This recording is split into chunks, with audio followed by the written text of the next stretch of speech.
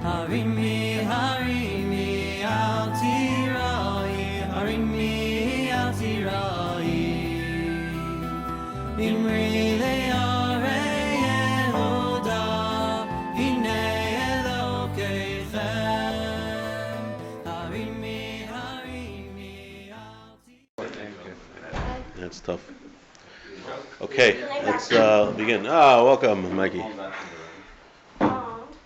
All right, if Steve's ready, we're ready. Steve's ready. We're going to start on page 170 in the bilingual edition, which is in the middle. There's only one here. Someone wants to donate to the shul. We can get more. Siman Ayin Ches, which is 78 in the Simanim of Rav Chaim Freelander. So we've been talking about the body and the soul. We have these two opposites that we are composed of. We have a body which wants to be engaged in physical things, eating, drinking, being lazy, doing other physical things like animals. And then we have a soul, a neshama. There's different parts of the soul, but talking about the neshama, the part of the soul that wants to connect to Hashem, to get close to God, to understand as much as we can about what God reveals to us, to understand the mitzvos in the Torah.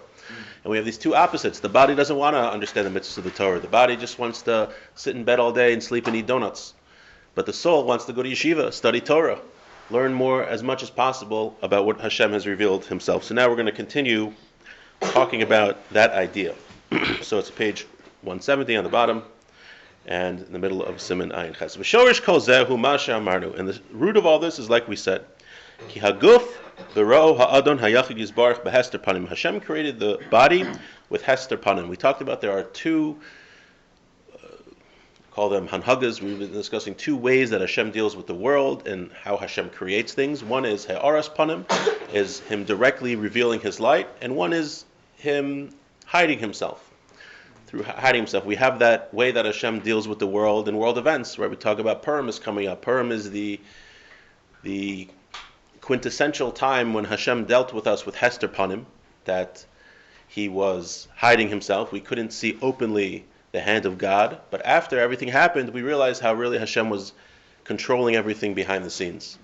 But Hester Panim is also a way that Hashem creates things, right? There's such a thing in the world as evil, which Hashem created. So in Derech Hashem, He talks about how that was created through Hester Panim. It wasn't even directly created by Hashem. It was a more indirect process, even though it was created by God, but it was created through an indirect process, something that is not the same way that He creates good. Okay, but the body was created through Hester Panim. Now, we're not saying the body is evil. However, it's dark and coarse. It's not a spiritual creation. But the neshama is not like that. The soul is not like that. On the contrary, it was created with Hashem's light, His direct influence, and it's all good. Therefore, the soul is eternal. The soul lasts forever. Its creation is pure. If a person will give precedence to his body, and his body is ruled, the whole purpose of his life is his body. The way a person acts, that's how Hashem is going to treat him. We'll deal with him in Hester Panim. So if a person decides that he's going to make the bodily desires the focus of his life, he's going to sit in bed all day playing Fortnite, eating donuts, watching other people play Fortnite on YouTube, and just making his body the main purpose of his life. He just wants to make money so he can watch more people play video games on YouTube or whatever people do now, which I think is ridiculous. Is you're going to play video games, you might as well play yourself. I don't understand why you have to watch people on YouTube play video games. It's the weirdest thing going on, whatever. Or, it's not just for the younger folks. Adults do it too. You have to spend all your money to buy a Corvette, and you have to, whatever. It's on Fortnite? Well, this is not on Fortnite. This now I moved up from the children's toys to the adults' toys. Oh, okay. Now, I'm not saying that if you have the money, you want to get a nice car. There's not necessarily something wrong with that. But if the whole focus of your life is just to buy a Corvette, and that's where you get all your pleasure in life, then that is not how a person should make that's not what the goals of a person's life should be. And the more a person makes his body the focus of his life, then Hashem is going to deal with him in the same way, with Hester Panim, hiding Himself from him. Umikan nimsa, from here we find, She'erochel k'mo Or Chaim, he'll be very far from the light of life. Umina chachma v'daas hamushka bezevel zuamas achamrios v'hevli olam hazeh. He's going to be very far from wisdom and knowledge, and he'll just be in the garbage and zuama, this impurity, the physical impurity of the emptiness of this world. V'tira shezehu ma shekar la'adam etchil. This is what happened to man at the beginning. U'lazaru acharav, and after him, right? We have that Adam and Eve ate from the tree of knowledge, and then we talked about many times how they became a more physical creation, how they were totally subsumed by the physical, and that before they ate from the tree of knowledge, we wouldn't even be able to see them because they were on such a high level. They were still physical, but it was really what we would call spiritual. So after they ate from the Eitz Daas, they became more physical, and their children after them, also very physical. Because they went after the desires of their eyes, and their bodies were the part of them that ruled. Not the soul. So God dealt with them behester panim. After Adam and Eve, people were just going whatever they felt like they did. They wanted to kill people, they wanted to commit a riot, they did it. So you want to make your body supreme? You want to make your body, which its root is in Hashem hiding himself, so Hashem's going to continue hiding himself. And from the beginning, Hashem said to man, from the sweat of your brow you will eat bread. You're going to have to work.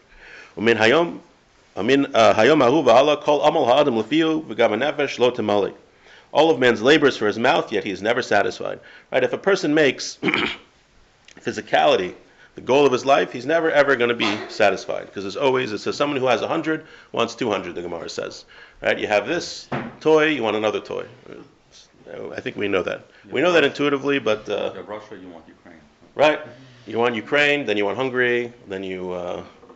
I saw someone had a thing, was holding up a sign. It said, "Putin, can we just skip to the end where you shoot yourself in a bunker?" Anyway. And then wisdom goes away from people when they're just going after their physical fulfillments. Then wisdom leaves them. This is an important principle. That away a person's intellect. Right,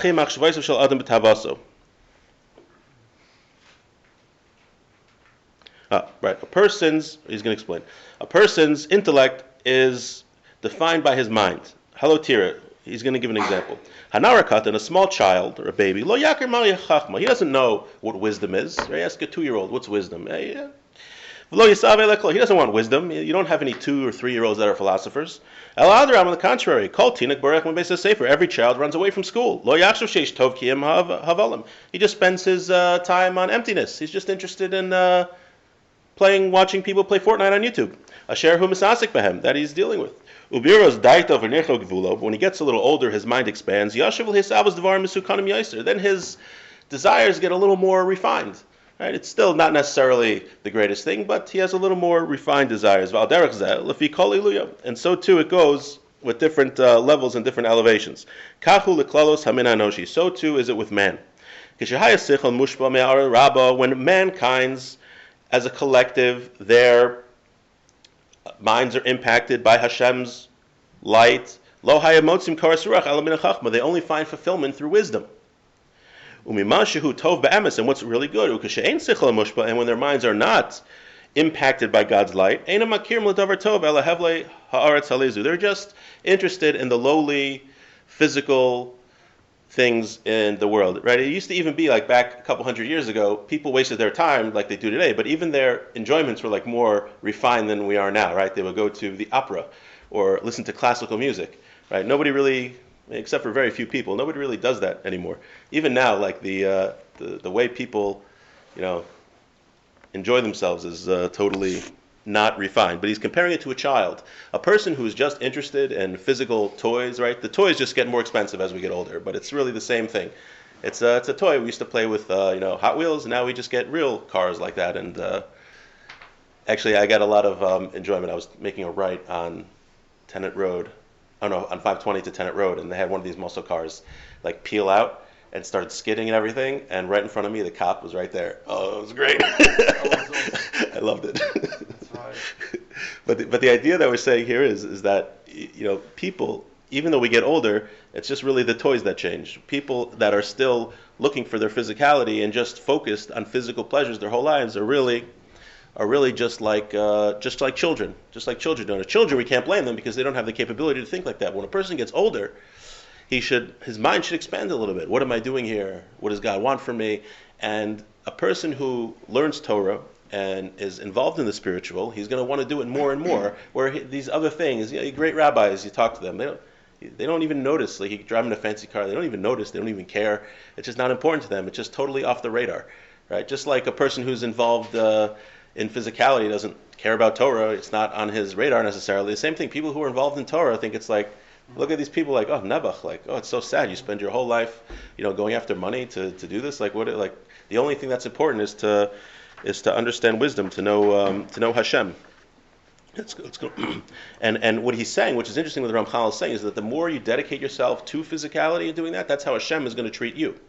And could there be a balance though? Like, if you like to have a nice toy and you really enjoy it, but you also study Torah, it's not one or the other. Yeah, I guess that's why I kept emphasizing that it's the goal of your life. Right. There's no problem of enjoying, and we all need relaxation. We all need to do things to chill out, and there's nothing. If you enjoy a nice car and you work for it, it's. Yeah, you don't have to live in a hut, right, like in with a jalopy or something. If you can afford it, you can get whatever. I'm just saying the goal. What is the goal of life? What are we spending most of our time? What's important to us?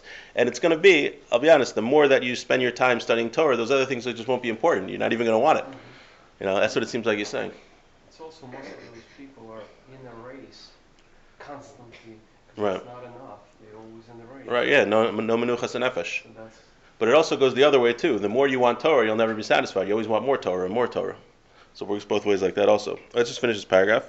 When a person, I think I skipped. go to work and make money for that you study. Right. V'hine, zera, this is bad. These people that just don't go after their intellect. That happened after the sin of Adam. Shehusram hashpa ve'aras min hamin hanoshi. They're losing this divine light from the humanity. They're just totally drowning in the sea of physicality. However, Hashem fixed up the world by giving the Jewish people the Torah. And we mentioned that after the giving of the Torah, the Jewish people really returned to a state of Adam before he sinned. Aval, heim kilku lahem be'ego, but they messed it up with the sin of the golden calf. They went down a level. Ushar p'she'em l'chol chatoisam, and other sins that they did. V'nishar ha'olam ba'afela, and the world remained in darkness. B'darchei ha'teva hamadumim, in this illusory process of nature.